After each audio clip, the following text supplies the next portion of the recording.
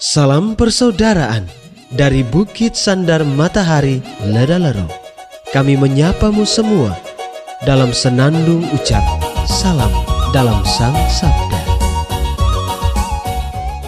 Bacaan Injil dan Renungan hari ini, edisi 14 Desember 2023, hari Kamis, Pekan Advent kedua, peringatan Santo Yohanes dari Salib, imam dan pujangga gereja.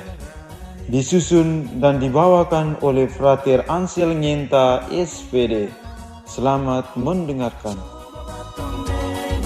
Mari batong lihat apa yang terjadi.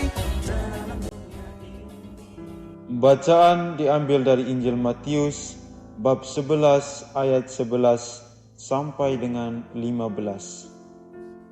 Pada suatu hari Yesus berkata kepada orang banyak, "Aku berkata kepadamu, sesungguhnya di antara mereka yang dilahirkan oleh perempuan tidak pernah tampil seorang yang lebih besar daripada Yohanes Pembaptis.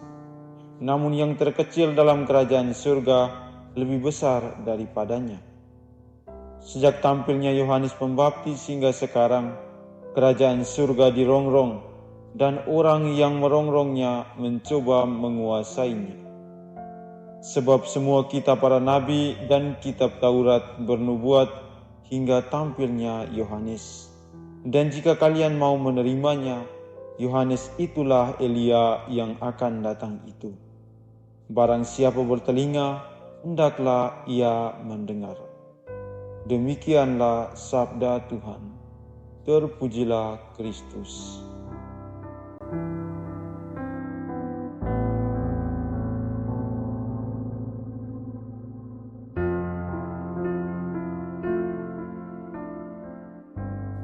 Bapak, Ibu, saudara-saudari, umat Allah yang terkasih dalam Yesus Kristus.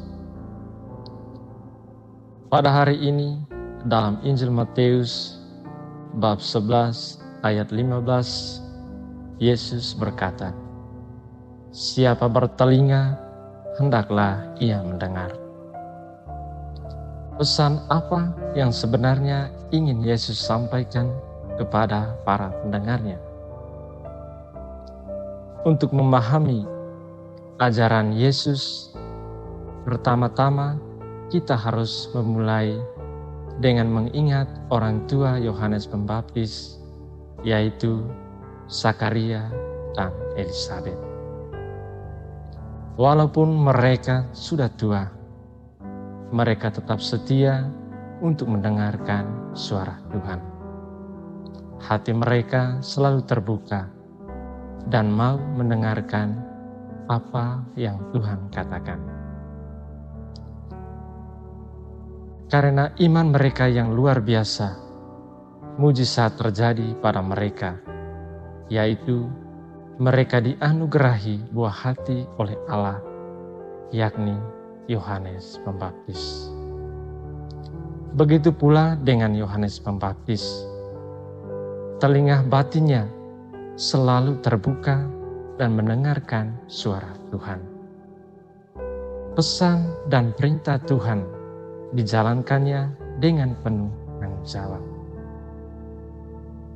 Dia tidak takut kepada siapa-siapa, kecuali takut akan Tuhan. Karena kesediaan dan kerelaan hatinya untuk mendengarkan suara Tuhan, Tuhan memilihnya untuk mempersiapkan dan meluruskan jalan bagi Sang Mesias, yaitu Yesus Kristus. Belajar dari Zakaria, Elisabet, dan Yohanes Pembaptis yang dianugerahi rahmat karena kesetiaan mendengarkan suara Tuhan, hendaknya kita juga demikian. Jika kita merindukan mujizat dalam hidup kita atau menghendaki hadirnya rahmat dan berkat dari Tuhan dalam hidup kita, yang pertama, selalu memanfaatkan telinga jasmani dan rohani kita sebaik-baiknya dalam mendengarkan bisikan suara Tuhan. Yang kedua, selalu rendah hati dan setia kepada Tuhan, sebagaimana yang sudah ditunjukkan oleh kedua orang tua Yohanes Pembaptis dan Yohanes Pembaptis sendiri. Sebab Tuhan tidak pernah mengabaikan orang-orang yang tekun dan setia mendengarkan suaranya, dan orang-orang yang melaksanakan dan menerapkan suara Tuhan dalam kehidupan sehari-hari mereka. Bapak, Ibu, saudara-saudari, umat Allah yang terkasih dalam Yesus Kristus. Selain itu, kita ingat bahwa Yohanes Pembaptis merupakan seorang nabi yang berani tampil di publik untuk menyatakan kebesaran Tuhan. Dia tidak takut kepada siapa-siapa kecuali takut akan Tuhan. Seperti Yohanes Pembaptis, pada hari ini juga gereja memperingati salah satu santo yang berani tampil untuk memperjuangkan kehendak Tuhan dalam hidupnya, yaitu Santo Yohanes dari Salib. Terdorong oleh semangat pembaruan diri dari figur Santa Teresia dari Avila, ia memulai pembaruan di Ordo Karmelit, tempat ia bergabung. Tetapi usaha baiknya itu mengakibatkan ia dibuang dalam penjara biara dan diperlakukan dengan kejam. Namun Yohanes dari Salib tetap gembira dan terus menulis sajak serta tulisan-tulisan rohani yang berisi pengalaman mistik rohaninya. Kelak ia dihormati sebagai pujangga gereja. Dua kalimat dari orang kudus ini yang bisa kita renungkan dan laksanakan ialah salib menuntun kepada kebangkitan dan penyangkalan diri, dan jangan mencari Kristus tanpa salib. Meneladani Yesus Yohanes Pembaptis dan Santo Yohanes dari Salib, kita saat ini sangat membutuhkan orang-orang yang berani tampil beda, bukan karena tampil fisik mereka, melainkan karena ide pembaruan serta sikap yang konsisten dalam hidup mereka.